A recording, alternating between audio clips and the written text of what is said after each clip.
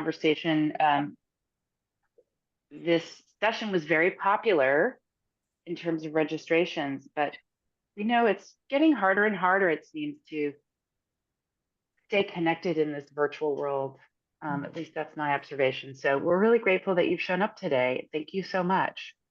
Welcome, and welcome especially to our guest, uh, our guest facilitator and dialogue partner, Jane Lorand.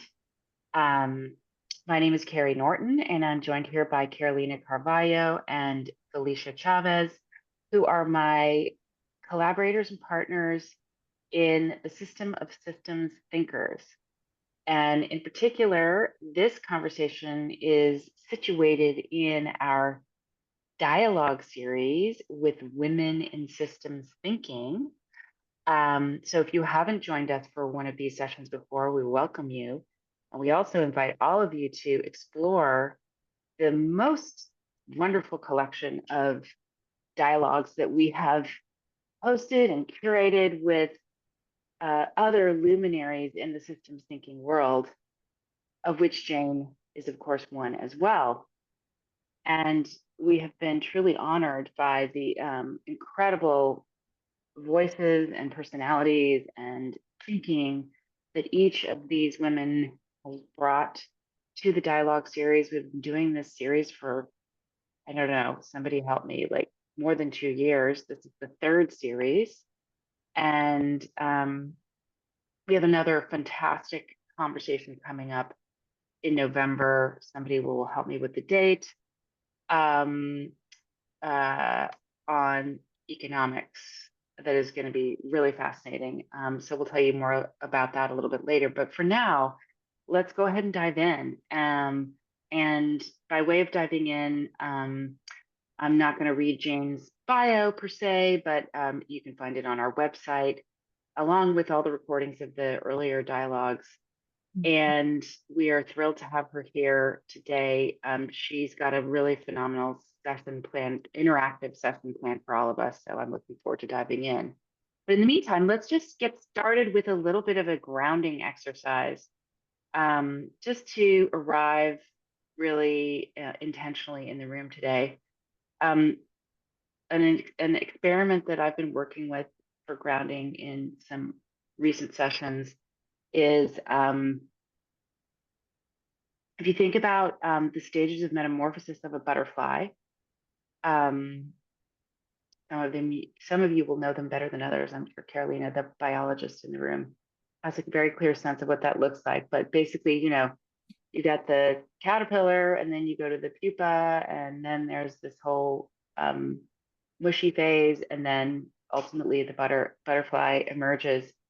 So during the mushy phase, which is kind of when everything goes dark and the transformation begins, um, the cells turn into what are called imaginal cells. So I'm really interested in both metamorphosis and butterflies writ large, for a bunch of reasons, which I won't get into. But let's imagine ourselves, if we can, as imaginal cells.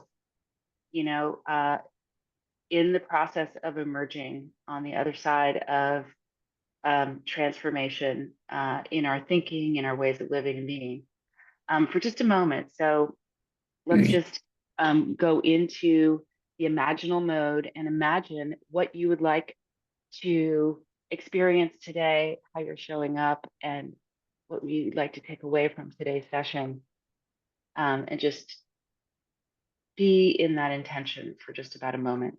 And I'll set a timer. You're welcome to close your eyes, go off camera, or not.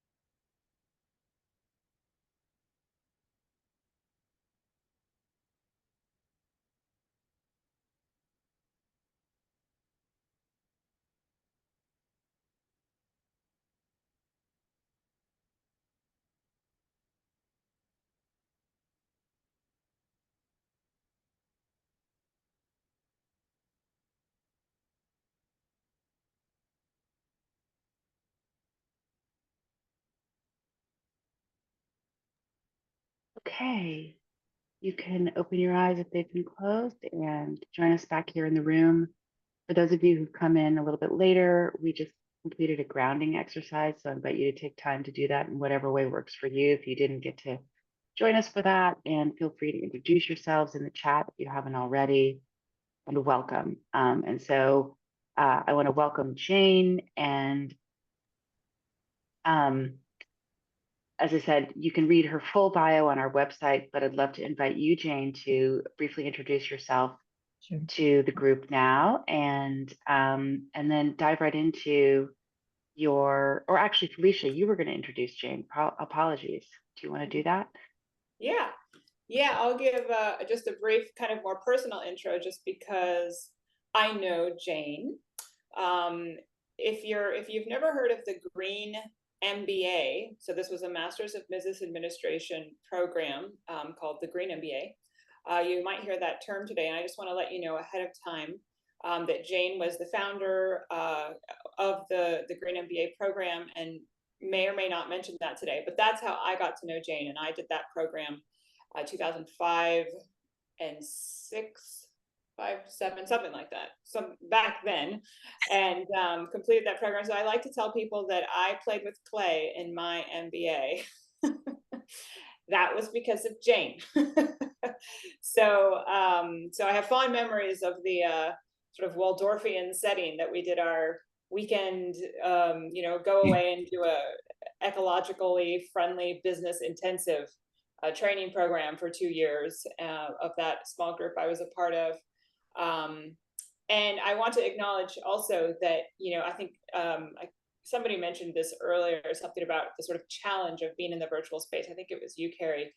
And I feel like even before we got into this very hyper virtual way of doing our daily business, I felt like from Jane, I really sort of deepened my understanding of the value of being in person.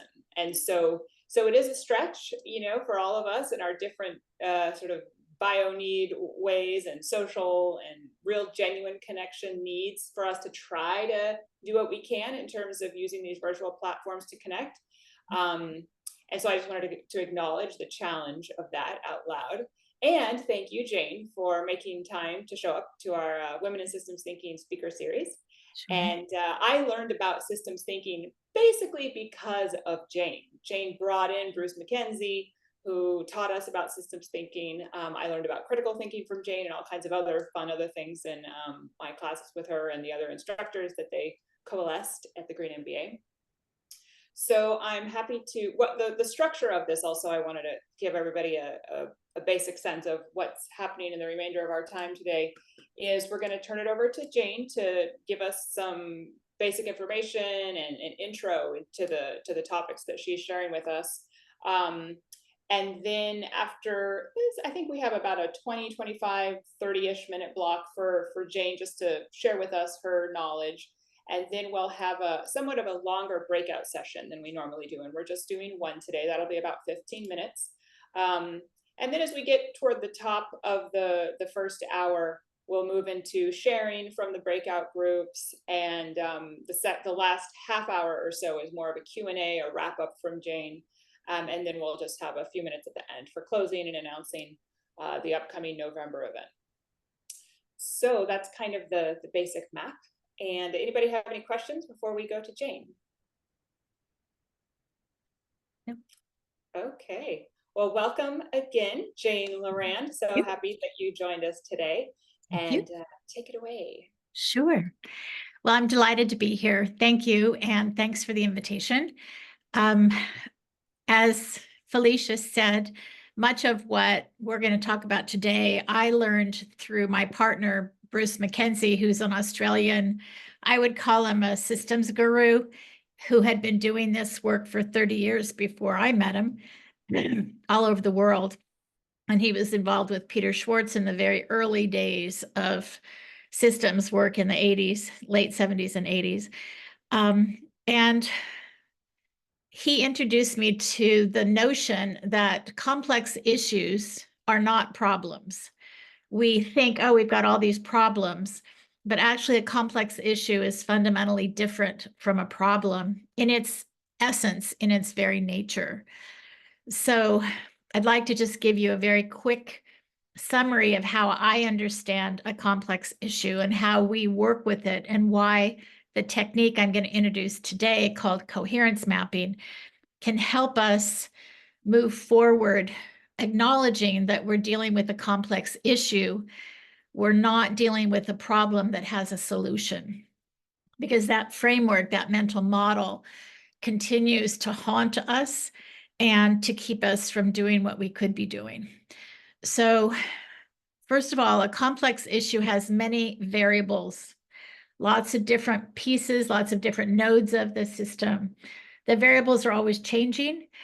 Therefore, the relationship among the variables is always changing. We don't know all the variables that are in play. We're not in control of hardly any of them. And yet we still have to make decisions.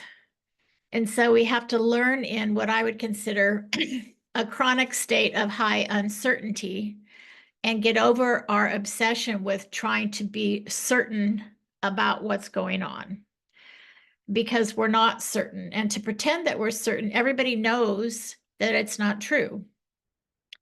It doesn't mean that we can't make good decisions, we can't move forward, but we're not going to solve it, because what we're facing is not a problem. It's a condition. And the most that we can do is to improve our position over time. And my little aside on that particular picture is, who is we? I've done a lot of work in homelessness. To improve our position over time is what I've helped people to try to understand. But then the question is, who is we? Improve our position. Is that the mayor's office? Is that the city council who's coming up for election? Is that the providers who provide short-term housing? Is it the food bank? Who is we? Which helps us to clarify the different interests that are in play, and not forget that there are varied interests in play, as well as variables in the different elements that we're trying to work with. So for me, a complex issue is, it's a threshold to become aware that a complex issue is not a problem. And if you think it's a problem, you set people up to fail, because you can't solve it. And it lives in time, and it evolves, degenerates, improves. Parts of it get better, parts of it get worse. But to assume that it's a problem that you can solve, like a mathematical problem, is not accurate, and it sets everybody up to fail.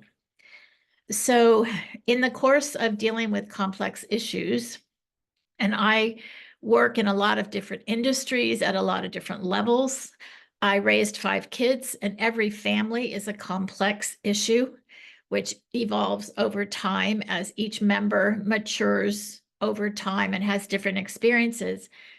And you live as a parent, at least I did, in a chronic state of high uncertainty, because you never really know what's around the bend. And to try to pretend that you know, or wish that it were true, it is not all that helpful. So you end up, as I used to play a lot of tennis, you end up really being on the balls of your feet all the time, able to move as much as you can and be as flexible as you can, without having to set yourself in a fixed position, because right away the ball's going to do something different than you thought. Right away your kid is going to do something. The kid's teacher's going to do something. I mean, you have no idea what's coming. And if everything is an assault because it's forcing you out of a rigid position, you're going to be exhausted. And you need to be able to adapt your expectations to the dynamic, living, unfolding, evolving reality of the complex issue that you're working with. So parenting was my first, deep bath into having to adjust away from problem solution thinking and to move into something else. And when Bruce brought his work to me in 2006 for the first time, it was this huge relief of, oh, here's a different kind of framework that isn't pretending to be something that it's not. that I can accept living in a chronic state of high uncertainty if I realize that's the norm. And I can learn to live with that if I don't feel like I'm failing every day because things didn't turn out the way I thought they were going to do. And so it's an inner state of mobility and fluidity that I found in how things are framed. Now, working in a variety of industries, from energy to homelessness to police violence in communities to, I mean, really high fire industries, what I have found is that people continue to treat everything as a problem, which then we end up problem. And then we have to, well, what problem are we working on? And everything is fragmented and incoherent. And so one of Bruce's techniques that I picked up early on was what I call coherence mapping, which means that we either work individually or in groups, and we identify the variables that are in play. And consequently, we don't type them up in a linear thing or put them in a spreadsheet. What we do is we put them in a circle, a very loosely configured circle, but a circle around the edges, which then help us to see the whole as the main vessel, but still to be able to connect across the center of the vessel two or more of the variables. And in doing that, it allows us to move from the whole to the part to the whole to the part to the whole. And the form supports us instead of frustrates us. We're coloring within the line of the circle, whereas things are linear. To connect anything, you're having to go outside the line. And people resist that. And you also have an implied sequence when you're listing thing in a linear. And the first one listed is the most important, okay? And the second is the second most. I mean, we just default into this hierarchy of sequence, which actually has nothing to do with reality, but it's the nature of the form that we use to document our thinking. And so coherence maps are something that I use on a regular basis. I use them with clients. I help the client see the value of them because everybody gets acknowledged their variable that they're most, it shows up. And then we start to begin to look at the relationships among the variables. And in doing that, there's no hierarchy of sequence. It's kind of King Arthur's round table in a certain way of everyone is at the table and no one is at the head of the table. But we're looking for relationships. And how are things relationships? Do some things come before other things? Are some things merely associated with each other? Are these two completely disconnected and we need to begin to form relationships among the players in each of these elements? So I have a few coherent maps to share today to show you and demonstrate how this technique might work for you. The first one actually we're going to look at has to do with the practices, the systemic practices of leadership that are needed if we're going to effectively address complex issues. So I think we're screen sharing. Felicia, could you put up the systemic approach to complexity? Yes, I'm looking at my email. Or I have it. Okay. I have it. Please go Yeah, ahead. I have it. Okay, could you do that? That would be great. And then I'll walk us through that. I believe this is the one that you want to No, see. that's the one I just sent. I was talking about this is the one that, this one? Oh, sorry. Oh, the one that went out in the handout, Yes. which I don't have access to at the moment. I have it. It'll just take me a second to bring it up. Okay. So this particular coherence map is one Bruce and I use actually all over the world to help people. Nope, you're in the wrong. Oops. Yeah. To help people who are designers. We consider ourselves social architects. We design methodologies and methods and processes for people to deal with complexity. So okay, can we get that so people can see it, or at least I can? This one that you wanted to see? Yes, yeah. Or the whole thing would be great if we can put the whole thing up. Yeah. Thanks. Yeah, that's perfect. Okay, can everybody see that? Yeah.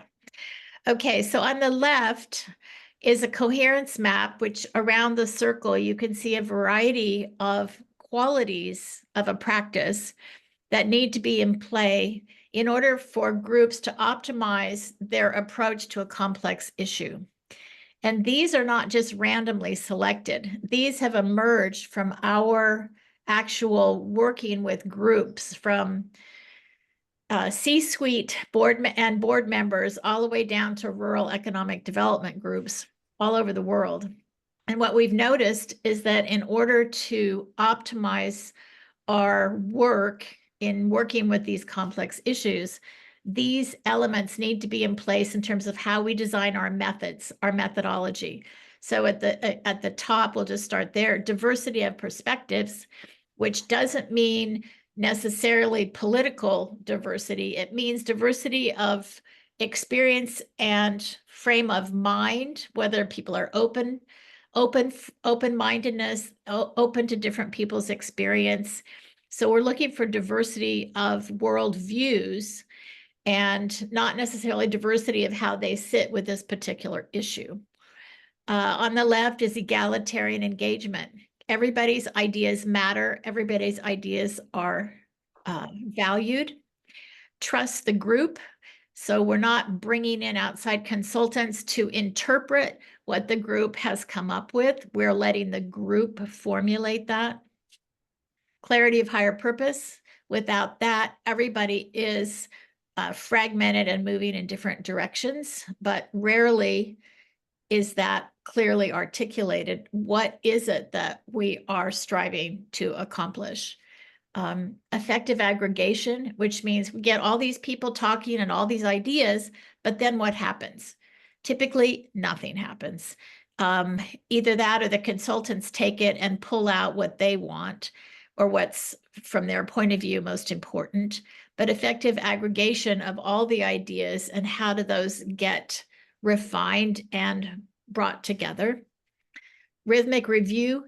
So many initiatives are one-offs, and we never go back to see how have we done, what else could we have done, from what we've learned, where do we go now?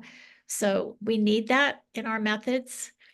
Designing time to think, which is one of my big kind of focuses, because typically people brought into a group, okay, here's the problem, and you have 3 minutes to come up with an idea. It's like, that's not how good ideas develop. We need time to think. So it's using the time before, using the time together and after, all in ways that support deeper thinking. Holistic imaginations. We're not having a multiple choice here. We're giving people a wide open field. We're focusing on relationships, not on the nodes of the system. And creating the conditions for emergence, which is a powerful system driver, is the new ideas emerge from reorganizing ourselves differently. Independent judgment, where we avoid groupthink because we set it up so that people initially have to come up with their own ideas, and then we start to work together. Candor, which often means protecting people by anonymity or really making it very difficult to try to tag a particular idea to a particular person, because then we get into the hierarchy thing. And transparency, everybody gets to see everything. So here's a coherence map that lays out our design principles and that go into how we design methodologies. And you can see on the other screen, the default organizational practices. These are all just actually the opposite.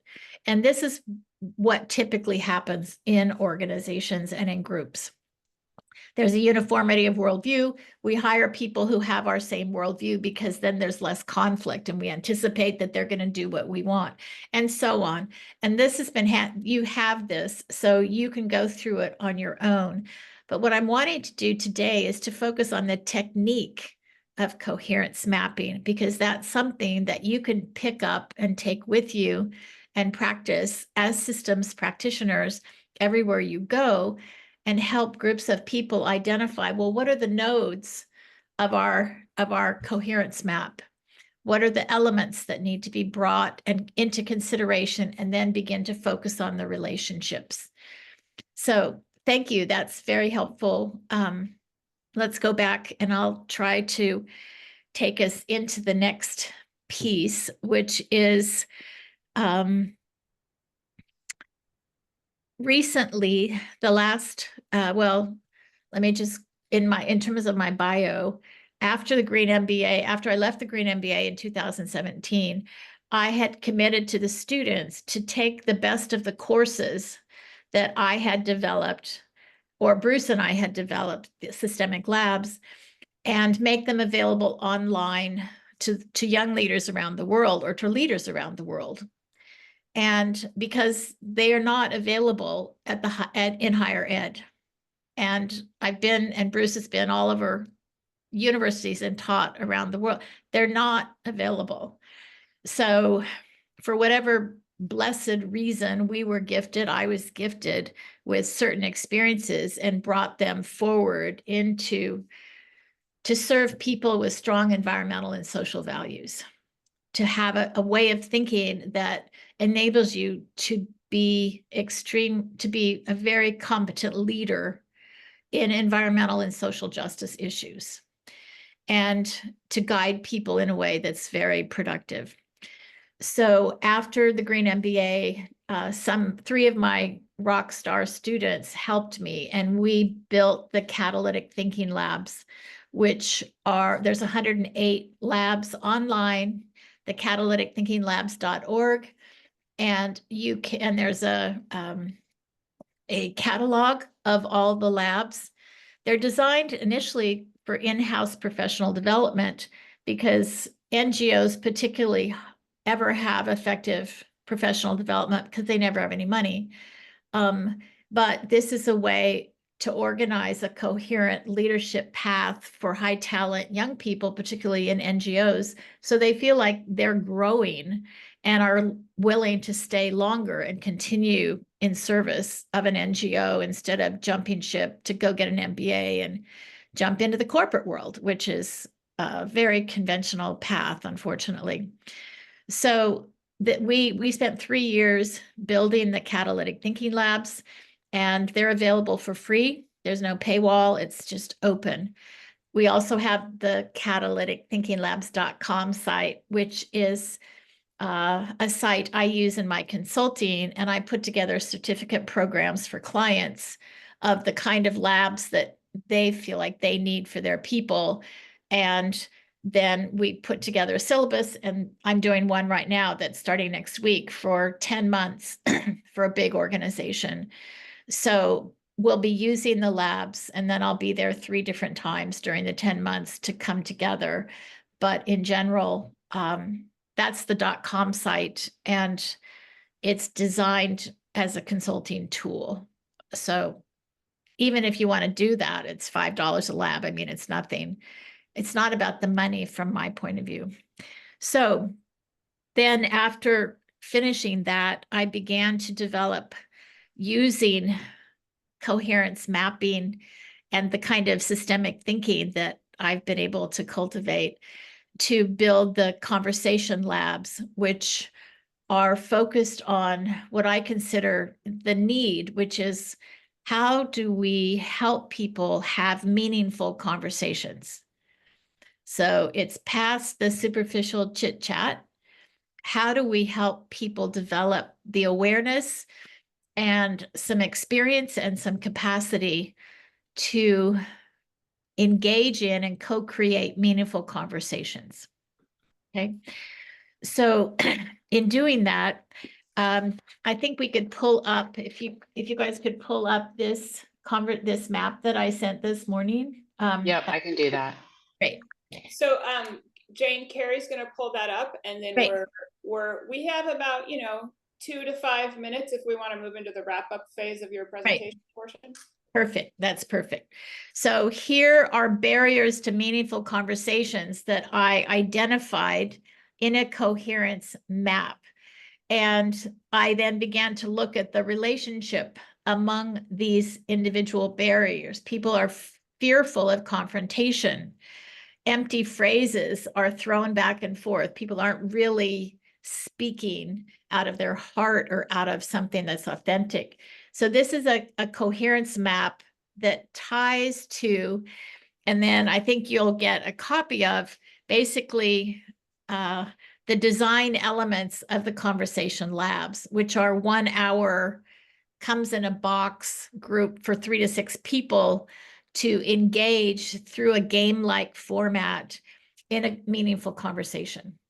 So again, that's another example of identifying the nodes of a system, which is we have lots of meaningless conversations, and how do we design a methodology that lets people overcome their conventional habit life in terms of meaningless conversations. So that is another example. If I could, we can kind of pull that away. And I think I sent a listing of the design elements of Conversation Labs and how it ties to each of those nodes of that system. The other piece that I'd like to connect with is something called wind tunneling, which is a software product Bruce and I built 13 years ago, hard to imagine, that incorporates all of the systemic practices in the activities that the facilitator designs for a group. It was analog for 20 some years, and then it was digital for the last 13 years. And it's very powerful, and people go through a training program, they become facilitators, and they can use wind tunneling, which is at the windtunneling.com site. And then we, again, built wind tunneling based on a coherence map of the systemic practices. And hopefully that gives you a picture. There we go. So these are the design elements, and you'll have a chance to see how each design element ties back to one of the nodes of the coherence map that became the design architecture for what's now a product that's on the market, Conversation Labs. And it's taken another 3 years to get us here, but we're here. So that's how I use coherence maps and coherence mapping in different situations to help you get a sense of how do we know what to do? How do we know all the nodes of the system without the conventional linear approach of it's this, it's this, it's this, so that we can become more fluid and dynamic in our thinking, because our visuals are more fluid and dynamic and more organic as well. Okay, Felicia, does that help? Yes, that's great. So do you want to set us up for the breakout group? Yes. I think in the breakout group, it would be interesting to focus on the technique of coherence mapping and possible applications that you could see in the work that you're already doing, that this kind of a visual orientation, how it might bring people together and how it might identify the elements of the system that are being worked with and enable people to feel they're being heard, and also to start forming relationships among the elements. So how could coherence mapping serve me? What's an example of how I could begin to put the elements or the nodes of the system together, and how might it support the group that's working on this particular complex issue? And if people were to refer to one of these visuals for that breakout, which one would you want them to refer to? I think this one. I think this one. Okay. Yeah. Let me just see, let me check in with Carolina. Is that the one you put in the chat, Carolina? The Yes, one exactly. If Okay. anyone doesn't have the file or didn't receive it, please scroll up in the chat a little bit. And you will find this same file that includes this this diagram that Jane was just mentioning. I see it. Yeah, 10:30. it's on the first page. Yeah. On 10:33 PDF. a.m. Okay. Okay. So, yeah, are you putting me in one of the chat rooms or what's up? Or am I waiting until people come back? I mean, I can send you to a breakout room if you really want to. I was going to, okay, perfect then. Yep. Does anyone have any questions before we get started? Okay, seems that everyone is ready, so I'm just going to open the rooms right now. Thank you.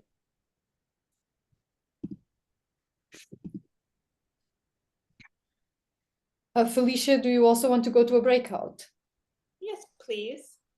Okay.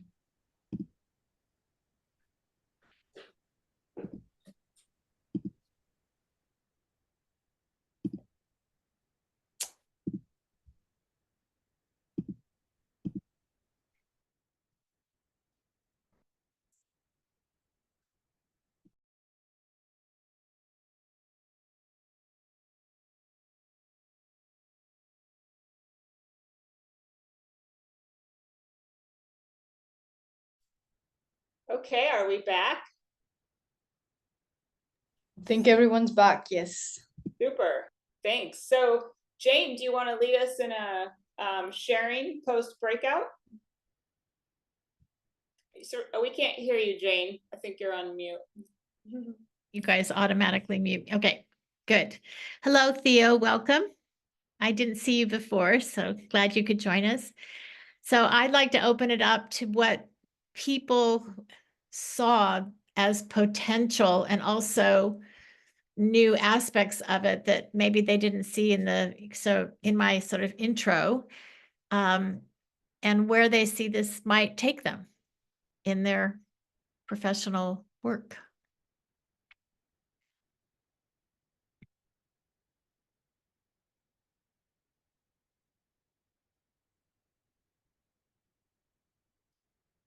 Don't be shy.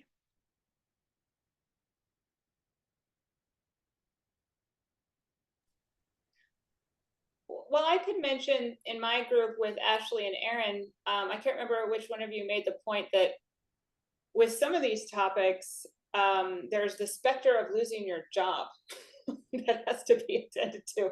And so it's not in the correct direction of where it might take you in your work, but just a certain amount of, oh gosh, a confronting feeling, looking at the topics on the two wheels. Maybe the person who brought that up could say more about that specter of what you meant when you mentioned it. I can't remember if it was Ashley or Aaron. I think it was me, Felicia. Hi, Jane. Hi, Erin. It's so lovely to see you. Nice to see you. Are you back from Ecuador? Or are you still in the Bay Yeah, I'm in Cali. Yes. Yeah. Okay. Just talking about in my world, there's a certain amount, and I work in a very cutthroat corporate academic medical center in the Bay Area. And as I move into leadership in this organization, I'm going to be frank, people get disappeared. Yeah. And so when you work with these approaches, it's as I think Felicia brought up that this is sort of not your typical corporate speak, right? Like it's not things that you normally run across, right? So it takes a bit of bravery and to have courage to do the right thing and try to lead an organization in this way it Mhm. requires courage. And I was just trying to acknowledge that it also requires, or to acknowledge that, at least in my case, there's some privilege in being able to exercise that courage. And that, you know, I've been personally in positions in my life where I couldn't afford to be that courageous. Right.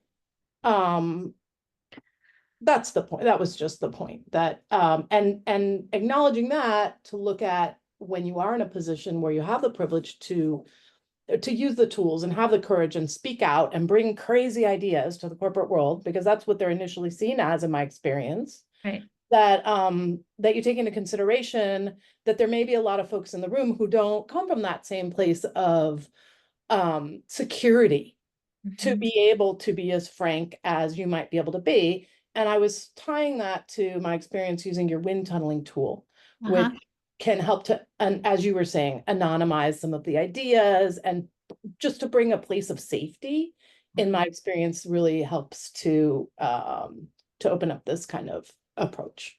Right. Right. And as the external environment becomes more polarized and aggressive in its polarization, it makes the risk even higher.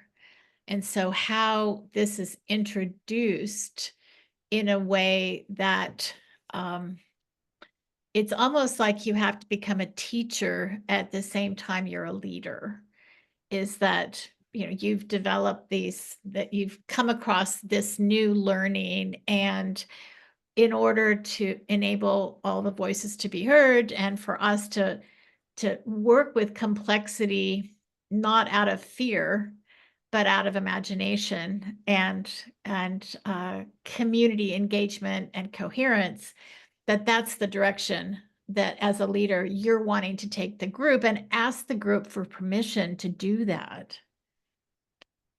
And it's like an assertiveness training technique where, you know, I'd like to share something with you, but I'm afraid you're going to get mad at me, kind of thing, that you lead with that. And then they go, oh, no, I'm not going to get mad. And then you share it with them, and they have to restrain themselves because they've already given permission. So it's just another way to intro this stuff without coming like, oh, I know the answer. It's like, no, you know, we need to learn our way forward. But I'd like to introduce something, but I want permission from the group that it's unconventional. It's unorthodox. You're going to get to do things you don't normally do, but I want permission to do that. And that does away with a lot of what I call the just kind of angst and fear driven, I'm going to get you later stuff, which is real. Thanks, Erin. It's lovely to see you. Same.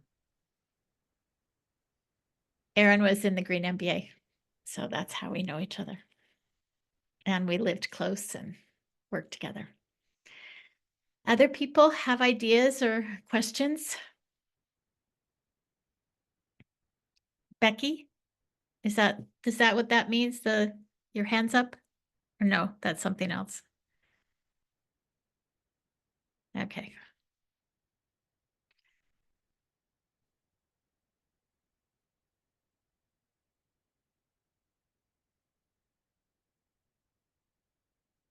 Well, I guess since you invited me, I'll say something. Okay. We had an interesting discussion on 3 different topics about looking at sustainability issues or tourism as a way to enable people to learn about climate change solutions, also sustainable cities, and also the idea of people with oppressed identities being disproportionately affected by the negative effects of climate change, and just sort of batting that kind of thing around. And Jane was in our group and pointed out that it's really important to manage scope when you hold these discussions to make sure that it's manageable for the topic. And I think so much enthusiasm gets bled away because the scope is too broad for the resources that you have, whether it's time or space or materials or diversity of perspectives in the group. Scope is crucial. If you say, we're going to talk about these 5 things and we have an hour, it's like, what are you doing? You're setting people up to to basically check out because it's not feasible. And they feel betrayed by, unfortunate facilitation that doesn't respect scope. And so if you have a coherence map, like we've been introducing this notion of a coherence map in a session, maybe you just take on the relationship of two of the nodes. You're not denying the rest, but you're limiting this particular, if you have an hour or 2 hours, whatever it is, to focus on what's the nature of this relationship, how could it be improved, who are the players, and so on. That's a lot to take on, but you're not ignoring all the rest of the nodes, but you're setting that up for the next step. Okay, so next time we're going to add a third one. So now we're going to look at these three nodes of the system together and see how we can begin to design improvements. So just beware of scope. Coherence maps are incredibly powerful, but you have to rein them in so that people aren't talking about every element on every node of the system and jumping around. And so it just becomes meaningless, actually. And people start to get argumentative that I didn't get enough attention on mine. It's like, well, we're not doing yours today, okay? But you're getting to see how this can work to help you next time when we are going to do yours. So it's a way of bringing some intellectual discipline into the process. If that's helpful. I don't know. So we're in the post breakout group sharing, and now the sort of Q&A for the next 10-ish minutes, 10-15 minutes. And so I actually have a question for you, Jane, so I'll start off the Q&A, but anybody else, if you have questions come up, please share.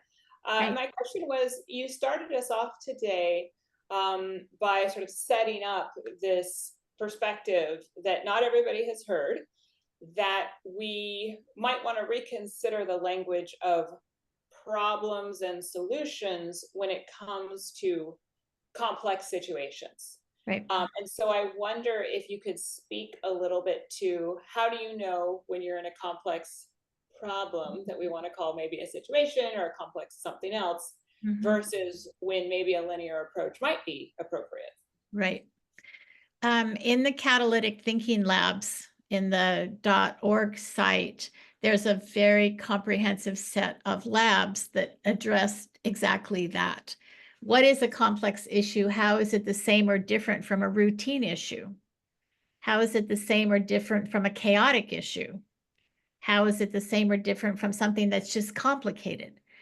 Because once we can become more discerning about the nature of a complex issue, we recognize that we can't use conventional hierarchical command and control leadership methods.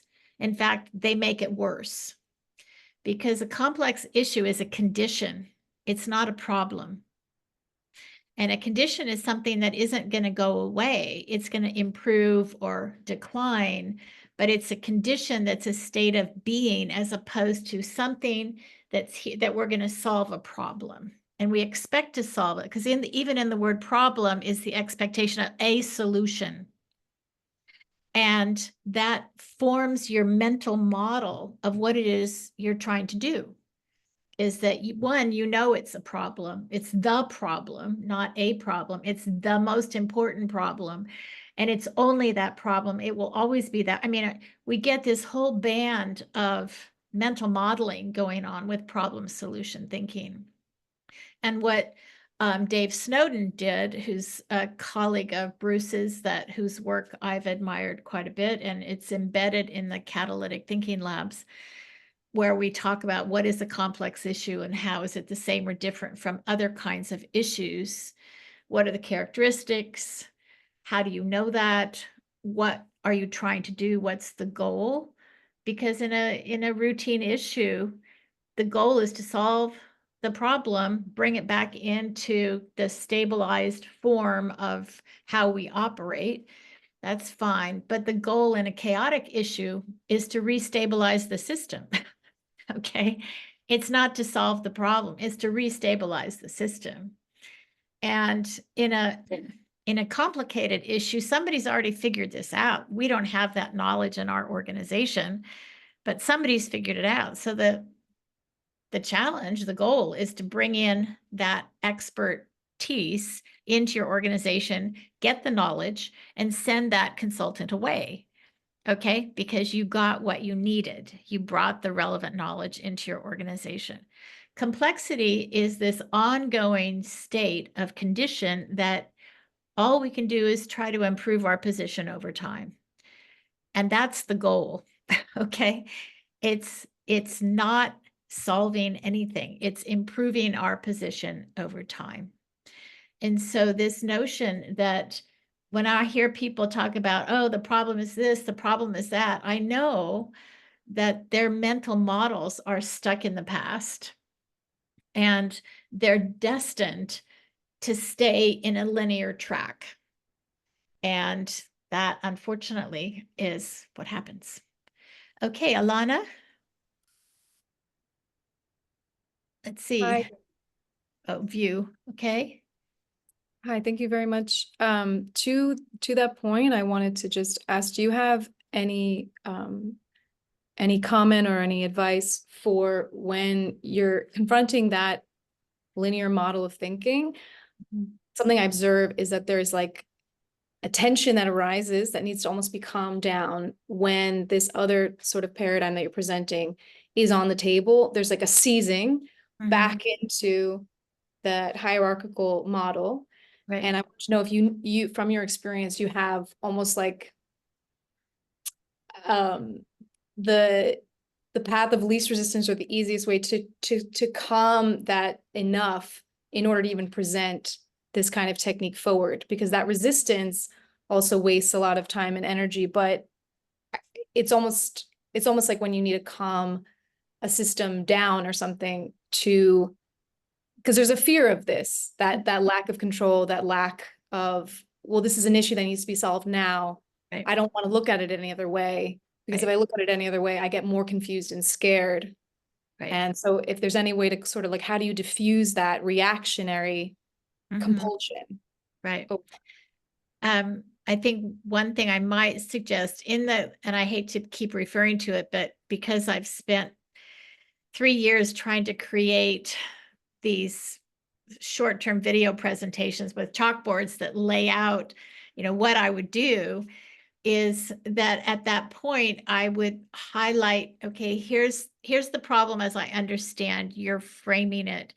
Here's the complex issue that I'm looking at, in which your problem is one element, and then show those both and say, which do you think is, and can we live with one or the other, or do we actually need to be able to recognize that these are in relationship to each other? I'm not dismissing your problem statement because I don't like it or because it's just a tiny part of what's going on. But then they begin to see what are the other problems that are related and that are part of this condition, and to see theirs in context of a coherence map of, here are all these other problems that people see, and how will your statement of the problem fit together with this larger, holistic, complex whole.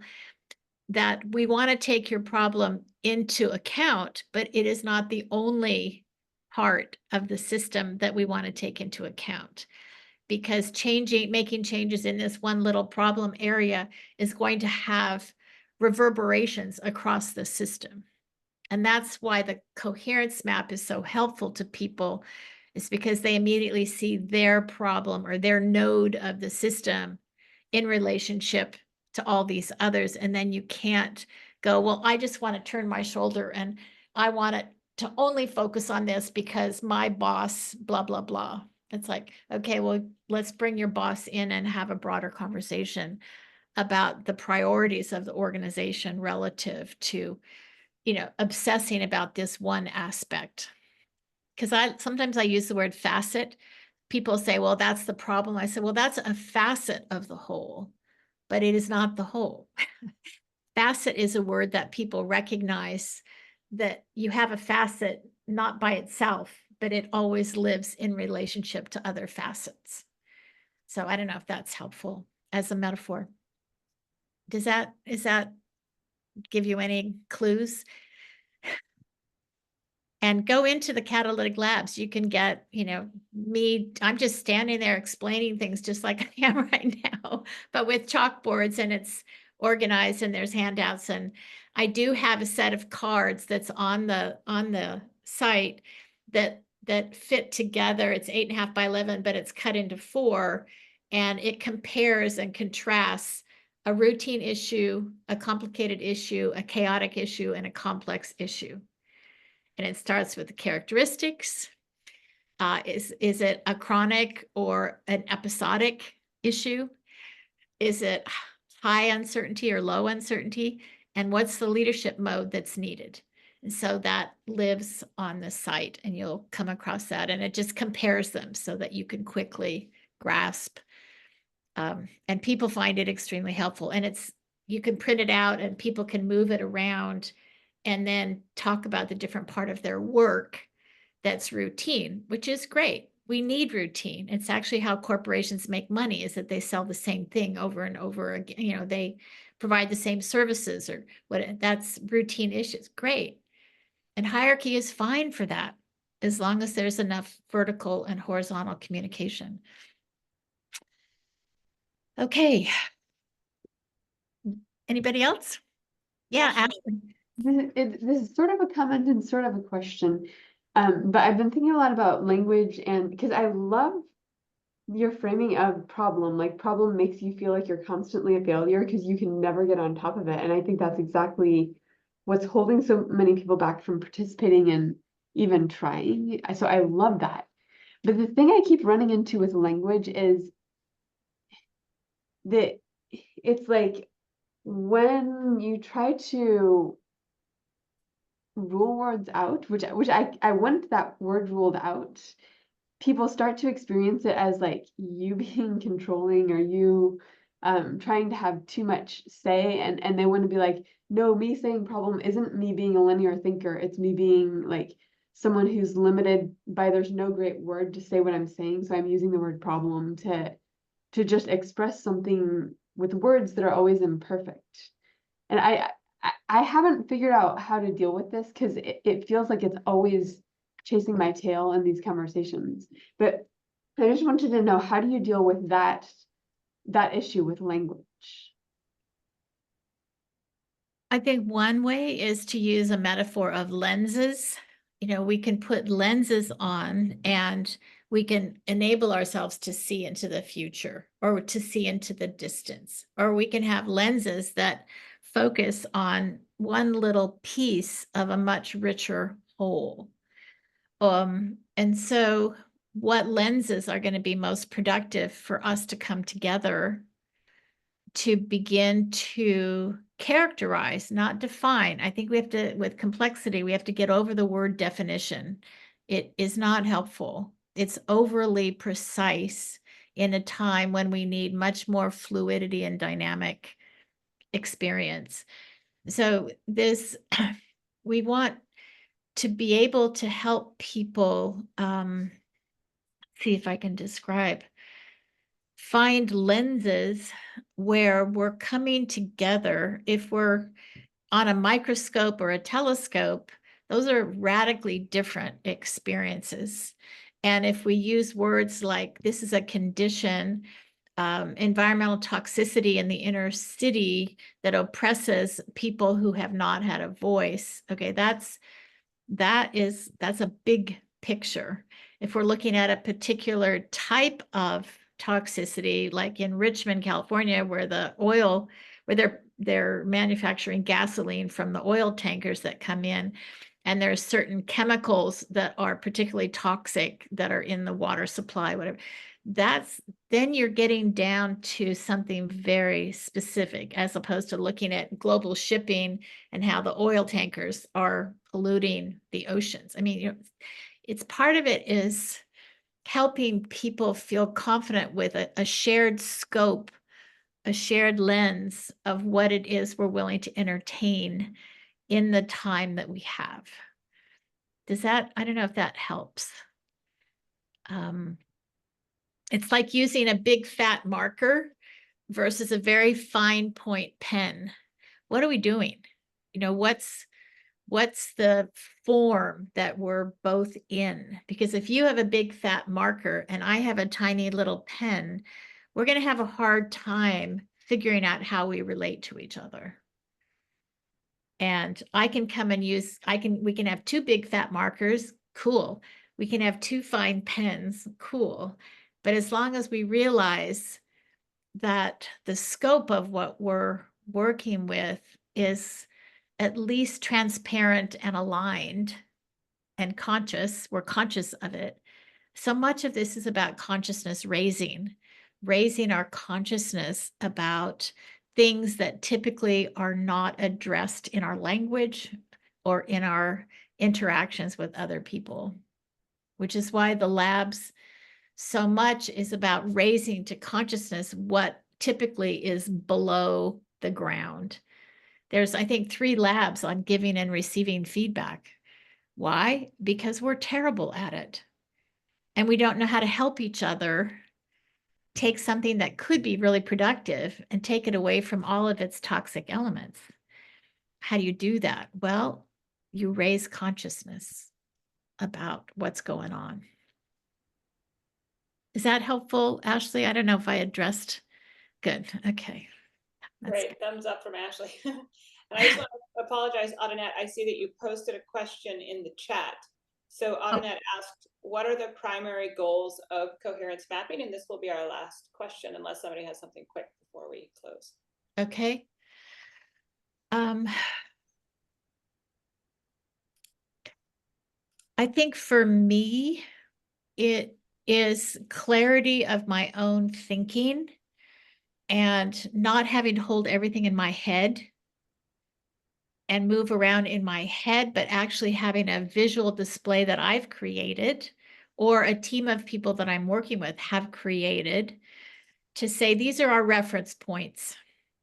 And then how are they related? If I have to hold that in my head, 1, I get exhausted. 2, I get very tense because as bright as we might be and as capable and informed as we might be, that's a lot to hold in your head. So you end up obsessing on one of the nodes and not on the relationships among the nodes. And your picture of what's in your head, I can guarantee is going to be different than other people's pictures of the different nodes of the system. So it's creating a common language in a way that's a visual image language. And it also lets us get rid of something that doesn't belong in the coherence map, because you're dragging in something that is unrelated actually, and not something we can take on with the group of people we're working with. So it also brings in things, lets you bring in things for the group to decide, do we want this to be part of our coherence map? Something that might be totally only one person's experience, but then everybody goes, oh man, I hadn't even thought of that. And it shows up in the map. Okay, so it's a co-creative process. That's a goal of making an image of something that's invisible, because the system itself is invisible. But we're trying to map it just as orienting and reference points to help us start to ask the questions, what are the nature of the relationships between these nodes? And then how can we put a scope of work together that's appropriate for the amount of resources that we have, time, people, knowledge, expertise, whatever. So does that help? Is that helpful?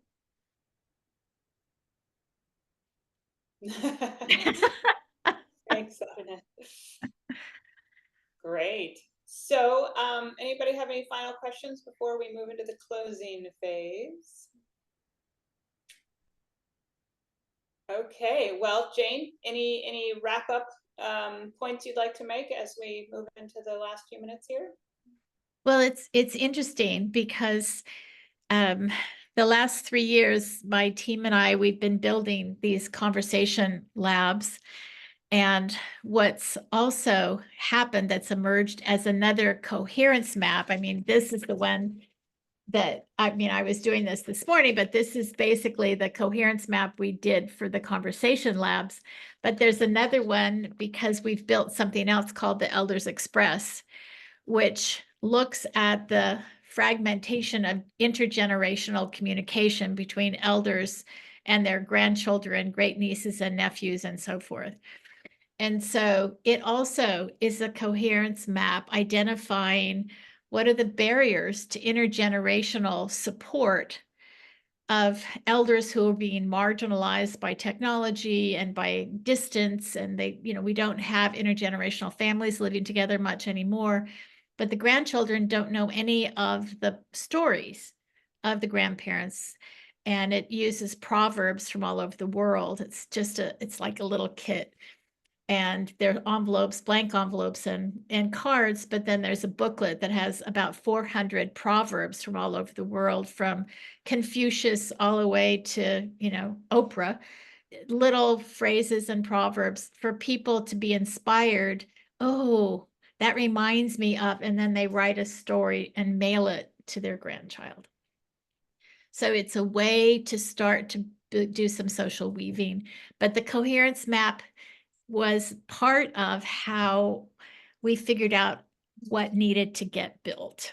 And so the Elders Express, the website isn't up yet. We're just finishing it, but it is a technique that can work to help strengthen families and to nurture children who don't have any idea of their grandparents' experiences, life experiences, or the proverbs that are like little crystallized wisdom pieces that they can take with them into their own lives. So that's, again, a coherence map helped us design Elders Express. Cool. Yeah. Super. And so if anybody had any follow-up questions for you, Yeah. Jane, can they get a hold of you through the conversation?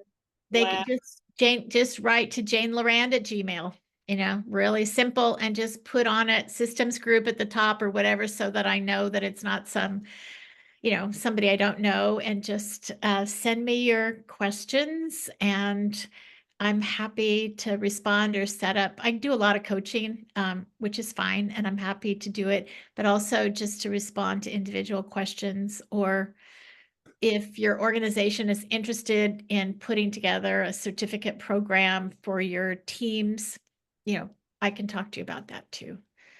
Or Barbara, you know, Barbara Strickland or Carrie Wynn, you know, the other people on the team can help, but feel free to contact me directly.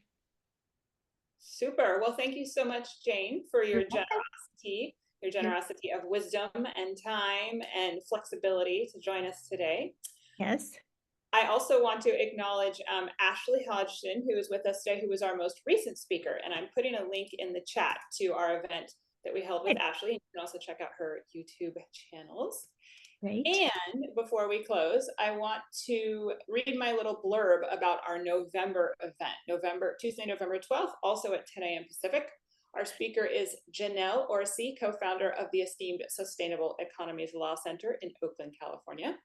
Janelle, an attorney among other occupations and preoccupations, is going to share with us her insights based on many years of experience working in local communities into what it really takes to turn our economic system into a life-sustaining system.